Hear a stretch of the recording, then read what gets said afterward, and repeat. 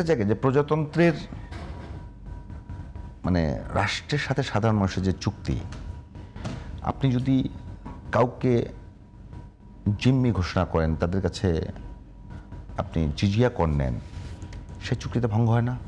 হ্যাঁ, আপনার একটা জিনিস বলি, আপনি এটা বলার পরে আমি মানে নিজেকেও তো সবসময় তো মাথায় থাকে না, ওই বহুদিন আগে পড়াশোনা, ইসলামী রাষ্ট্রে 3 ধরনের ট্যাক্স জেনারেলি কালেক্ট করা হতো। একটা ট্যাক্স কালেক্ট করা হতো জাকাত থেকে, আর একটা হচ্ছে প্রোটেকশন কর বা এটাকে জিজিয়া বলা হতো।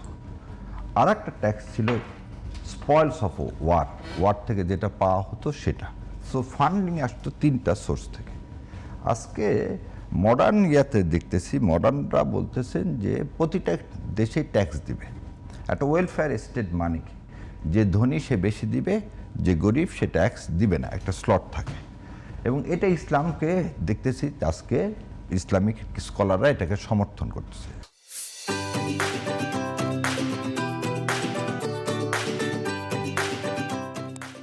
দ্বিতীয় যে ট্যাক্সটা, যে জাকাত ভিত্তিক সমাজ ব্যবস্থায় জাকাতটা রাষ্ট্রকে দেওয়া হবে, ব্যক্তিকে না।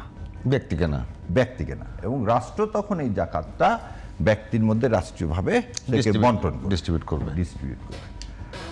এইখানে আমি আর একটা জিনিস বলে দিই, কিভাবে এই আপনার এগ্রিকালচার এবং ইয়াতে কিভাবে এটা করা হবে, এটার জন্য আলাদা সেশন করা হয়েছে বাংলাদেশ জামাত ইসলাম, এবং জামাত ইসলাম সেখানে বলেই দিছে কিভাবে এই দুটাতে এটা ইমপ্লিমেন্ট করা হবে। এখন প্রশ্ন হচ্ছে, ভাই যে কথা বলছেন যে সামগ্রিক অর্থনীতিতে ইসলামিক আইন অনুযায়ী ইকোনমিক সিস্টেম করা এই মুহূর্তে সম্ভব কেন হচ্ছে না, বা উনি যেটা বলছে ধোঁকাবাজি, এখন সামগ্রিক অর্থনীতি আমরা ইসলামিক অর্থনীতির মধ্যে ফেলাতে পারতেছি কি পারতেছি না। সো আমার মনে হয় এই ডিবেটটা করতে গেলে ইট নিডস টাইম। বেসিক দুইটা জিনিস আগেকার পূর্ববর্তী সরকারগুলো কিন্তু ইন্টারেস্ট বেসড লোন নিয়ে নিচ্ছে, তাহলে আপনাকে সেই লোনগুলো পে অফ করতে হবে। আমি অ্যাট এ টাইম কি পে অফ করতে দেশ সে অবস্থায় আছে? আমি কালকে জামাত ইসলাম আসলেন, এসে বললেন ওয়ার্ল্ড ব্যাংকে যে আমি আর তোমার ইন্টারেস্ট দিব না, কারণ আমার ইসলাম মানা করছে। হবে? তুমি তো টাকা ফেরত নিয়ে যাও। সে টাকাটা ফেরত দিব কোত্থেকে? আমি তো একবারে ফেরত দিতে পারতাম, তাহলে তো ভালোই ছিল। টাকাটা ফেরত দিব কোত্থেকে? তার মানে হচ্ছে ইনডিরেক্টলি আমি কিন্তু চাইলেই একটা জিনিস একই দিনে ইমপ্লিমেন্ট করতে পারতেছি না। এবার আসেন দ্বিতীয় কথা, ভাই যেটা বললেন আমার মরহুম শহীদ 2, দেখেন মৌলানা মতিউর রহমান নিজামী প্রথম ছিলেন কৃষিতে, কৃষি মন্ত্রণালয় 2001 থেকে 2003-এ। শিল্প মন্ত্রণালয় যখন চরম লুটপাট শুরু হলো, তখন বেগম খালেদা জিয়া তাকে শিল্পমন্ত্রী বানালেন। কৃষির চেয়ে শিল্পমন্ত্রী কিন্তু তখন কিন্তু ব্যবসা বাণিজ্য, আপনার যদি মনে করে থাকেন, তখন ব্যবসা এবং শিল্প মন্ত্রণালয় ছিল তোফায়েল আহমেদের হাতে। সেখান থেকে শিল্পকে আলাদা করে ফেলে দেয়। তোফায়েল আহমেদ বলতেছি, তোফায়েল আহমেদ ছিল তো আওয়ামী লীগের সময়, আর না তোফায়েল আহমেদ আওয়ামী লীগের সময় ওনারা 2 জন ছিলেন, পর আব্দুল জলিল ছিলেন, আর বিএনপির সময় ছিলেন আমার খসরু, না আমি মনে করতে পারতেছি না, সেখান থেকে দিলেন এখানে। প্রশ্ন হচ্ছে, আমি একটু খেয়াল করে দেখি 2004, 5, 6 প্রথম আলো যদি খোলেন, প্রথম আলো আমি বলবো, প্রথম আলো বা ডেইলি স্টার যে কথাগুলো বলতেছে, যদি কারো কাছে থাকে, এই দুর্নীতিতে চ্যাম্পিয়ন হওয়ার জন্য 3টা জিনিসকে তারা আইডেন্টিফাই করছিল। একটা প্যারালাল গভর্নমেন্ট বেসড অন হাওয়া ভবন। আবার দেখুন, সেটাকে কি জামাত ইসলাম বিশ্বাস করে না? আগে আমাকে এই জায়গায় চলে যান, আগে ভাইয়ের উত্তরটা দিচ্ছে, তারপর আপনাকে বলে যাচ্ছি। সো প্যারালাল একটা গভর্নমেন্ট, সো গভর্নমেন্ট চলতেছে, মন্ত্রীরা চলতেছে, তারা সুপারিশ করতে, সেই সুপারিশ কি হচ্ছে না, ইমপ্লিমেন্ট হচ্ছে না। তারপর হচ্ছে কি, একটা 10% একজনের নাম দিয়ে দিলেন।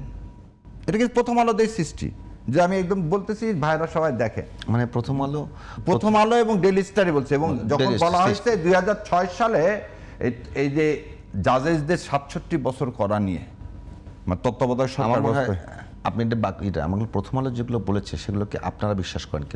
আমি আপনার সেই উত্তর দেব, বিশ্বাস করা করির কোনো কথা না, জনগণ যেটা বিশ্বাস করবে।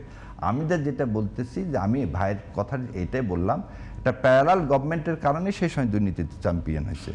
বেগম খালেদা জিয়া কোনো দুর্নীতি করবে, এটা আমাকে মেরে ফেলে দিলে আমি বিশ্বাস করি না।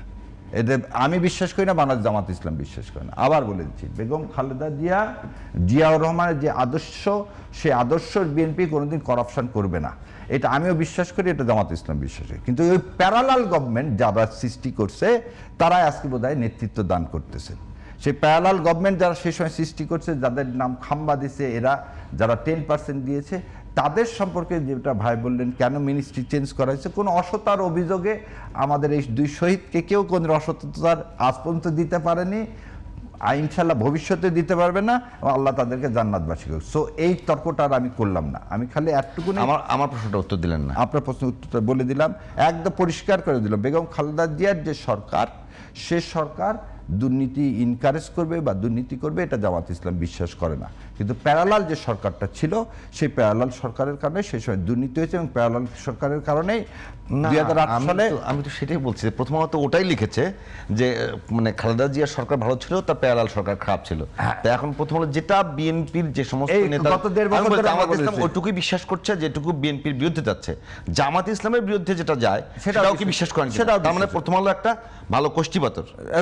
প্রথম আলো কোষ্ঠী পাথর না, আমার কথা হলো যে আপনার বক্তব্য অনুযায়ী। আমার বক্তব্য হলো যে প্রথম আলোকে তারা কোষ্ঠী পাথর মেনে নিচ্ছে, কারণ এই অনুষ্ঠান যখন করতেছে, এই অনুষ্ঠানে কিছুক্ষণ আগে আমি উত্তর বললেন তো এটা কথা। আমি আপনার বলে দিচ্ছি যে আমি যখন প্রথম বিএনপির জন্য বিএনপি বিষয়ে যে সমস্ত কথা প্রথম আলো বলছে সেটা রাইট হলে, সেটা যদি রাইট হয়ে থাকে, না জামাত বিষয়ে যা বলে সেটা right। না না, প্রথম কথা হলো যে প্রথম আলো আর ডেইলি স্টারকে আমি সবসময় বলি যে এই দুইটা হচ্ছে ইন্ডিয়ার চর। আমি কিন্তু সব জায়গায় বলছি, এখনো বলি। তাকে রেফারেন্স হিসেবে ব্যবহার করছেন? তাদের কাদেরকে প্রথম আলো এবং ডেইলি স্টার রেফারেন্স আমি হিসেবে সবসময় বলে দিচ্ছি যে রেফারেন্সটা কি হিসাবে ব্যবহার করছে, তারা ইসলামী আন্দোলন বা ইসলামের সবসময় তখন পর্যন্ত বিএনপি সরাসরি অ্যান্টি ইন্ডিয়ান সেন্টিমেন্ট নিয়ে রাজনীতি করে। বাংলাদেশে আধিপত্যবাদ বিরোধী কোনো রাজনৈতিক দল যদি একদম বুক উঁচা করে দাঁড়িয়ে থাকে, সেটার নাম হলো বিএনপি। তো ওই সময়ে প্রথম আলো বিএনপির বিরুদ্ধে কি কি লিখলো না লিখলো সেটা যখন রেফারেন্স হিসেবে আপনারা নেন, না আমরা রেফারেন্স নিলাম না। রেফারেন্স নিলাম কখন? যখন দেখলাম যে বিএনপি যখন সমস্ত সাংবাদিকদের ডাকলো এবং প্রথম আলো আর এই ডেইলি স্টার তাদের প্রশংসায় পঞ্চমুখ হলো, তখন দেখলাম যে ডেইলি স্টার আর প্রথম আলোকে ধারণ করে ফেলতেছে এই বিএনপি।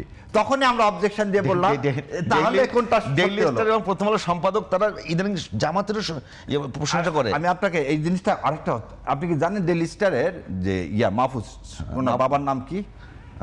আবুল মনসুর আহমেদ।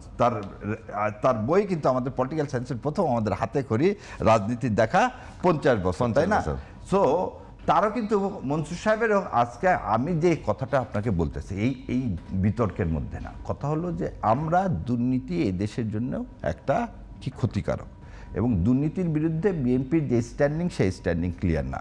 জামাতে ইসলামকে মানুষ ভোট দেওয়ার প্রথম কারণই আমরা জিজ্ঞাসা করছি যে মানুষ বিশ্বাস করা শুরু করছে এই দলটা আর যাই হোক, এই দলকে দিয়ে দুর্নীতি হবে না।